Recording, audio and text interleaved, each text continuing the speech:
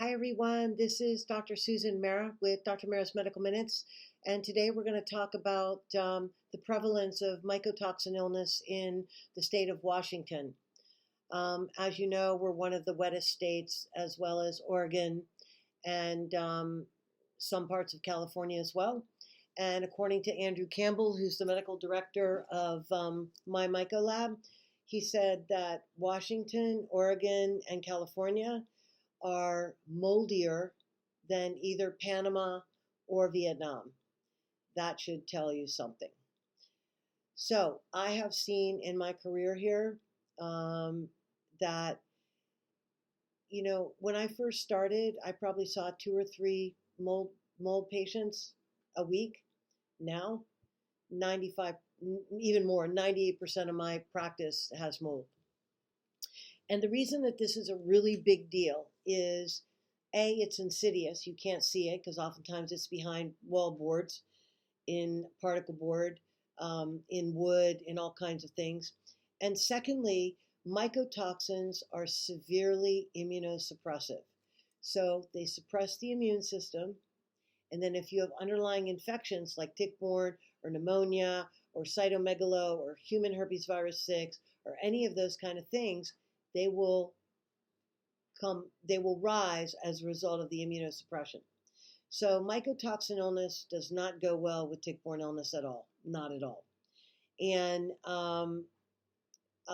some people say you have to treat mycotoxin first, and to a certain extent that is true, but you also have to treat the tick-borne illness infections alongside, because as you peel the layer of mycotoxins, the tick-borne illness, they gain momentum.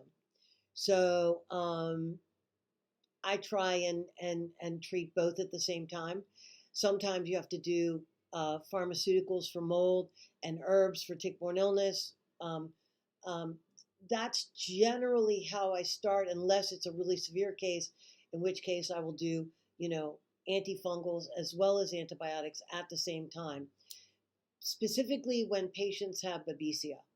Babesia seems to be a big problem in patients who have mycotoxin illness. So I think you have to treat that first alongside the mold.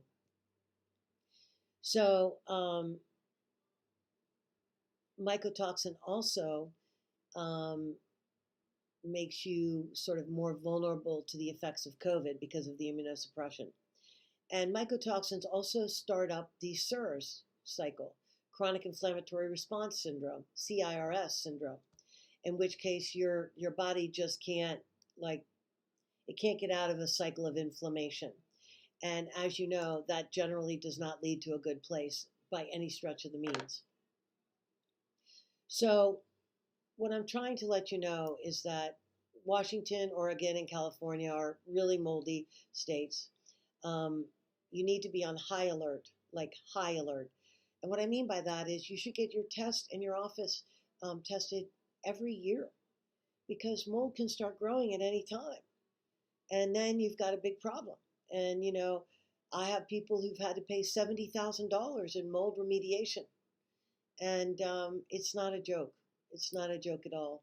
So I would highly encourage you to, you can call Kester Clear, KESTER clear.com, and have a consult with Jason or one of the people there. And, they'll tell you, okay, you should do this, you should do that. I think they're the best in Washington. And really get on top of your mycotoxin situation so that you can get ahead of it quickly. It's just not something that you want to fool around with. And I do think that it is going to be a contributory factor to the rise in Alzheimer's disease in 10, 20, 30 years. I think it's a huge problem. So that being said, it's one of these things where prevention is worth a pound of cure. So it's one of the things that can be prevented. And I hope that you'll take me seriously and do that. I wish you guys well. Take care. Have a wonderful day. Bye-bye.